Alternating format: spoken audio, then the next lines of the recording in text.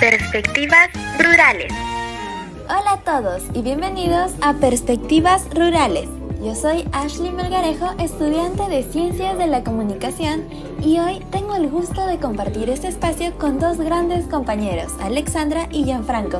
¿Qué tal, chicos? ¿Cómo están? Hola Ashley, hola a todos. De hecho, súper feliz de estar aquí para poder hablar de este tema tan importante, ¿no? Hola Ashley, ¿qué tal? Pues estoy súper emocionado por hablar acerca de este tema que afecta a muchas personas en el país y lamentablemente no se habla lo suficiente de ello. Totalmente, Gianfranco. Hoy hablaremos de la educación en las zonas rurales del Perú y cómo la falta de acceso a una educación adecuada afecta a miles de niños y jóvenes. No somos expertos en el tema, pero creemos que es importante analizarlo desde nuestras experiencias y lo que hemos investigado. Empecemos por lo básico. ¿Cómo ven ustedes la situación educativa en las zonas rurales? Bueno, la situación es crítica. Hay tantos niños que no pueden acceder a una educación de calidad simplemente porque viven lejos de las ciudades. Lo más triste es que esto vulnera su derecho humano a la educación, que está protegido en la Constitución y en acuerdos internacionales como la Declaración Universal de los Derechos Humanos. Pero pues en las zonas rurales no se está garantizando. Sí, exacto, y no solo el derecho a la educación, sino también el derecho a la igualdad de oportunidades. Porque si comparas las escuelas rurales con las urbanas, la diferencia es abismal. Mientras que en las ciudades se está hablando de educación digital, en las zonas rurales ni siquiera tienen internet o a veces ni profesores capacitados. Exactamente, lo peor es que esto genera una brecha enorme entre los estudiantes de las ciudades y los de las zonas rurales. Alexandra, ¿puedes contarnos un poco más sobre las dificultades específicas que enfrentan estos estudiantes? Claro, cómo no. Para empezar, muchas de estas escuelas están ubicadas muy lejos de las comunidades. Esto obliga a los estudiantes a caminar varias horas para llegar. Y cuando finalmente llegan, se encuentran con una infraestructura precaria, como aulas en mal estado, faltas de materiales didácticos y, como se mencionaba también, ni hablar de la tecnología. Y además muchos de los profesores que trabajan en estas zonas no tienen acceso continuo a capacitaciones. Sí, y es ahí en donde vemos otra vulneración de derechos humanos, en la falta de acceso a servicios básicos como el agua, la luz y el internet incluso, porque estos servicios son fundamentales para que haya una educación de calidad, y sin ellos los niños están en desventaja.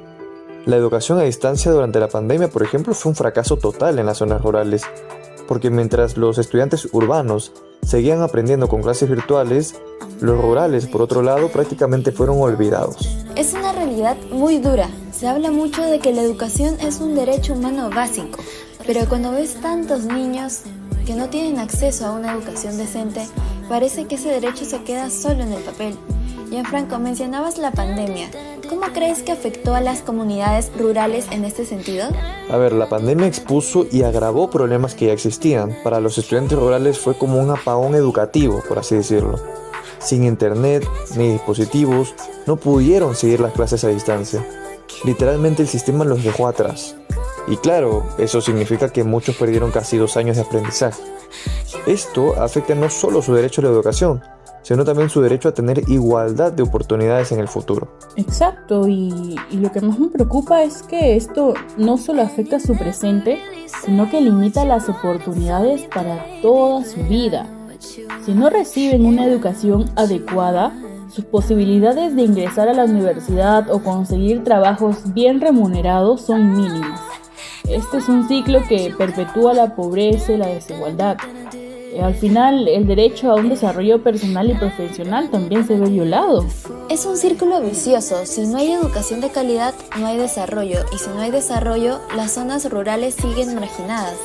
Y como mencionaron, se habla mucho de igualdad de oportunidades, pero ¿cómo van a competir estos niños con aquellos de las ciudades que tienen mejores escuelas, acceso a internet, a libros y a profesores capacitados? Exactamente. Y es irónico porque muchas veces el Estado habla de cómo mejorar la calidad educativa, pero sus políticas no llegan a las zonas rurales.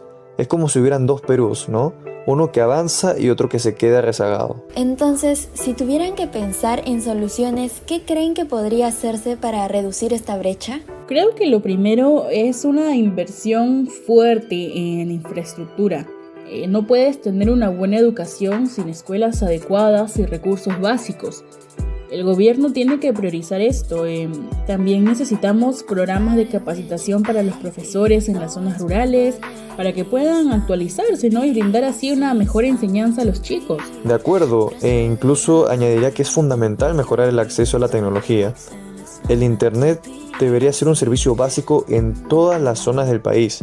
Ya no es un lujo, es una necesidad para estar conectados y tener acceso a la información.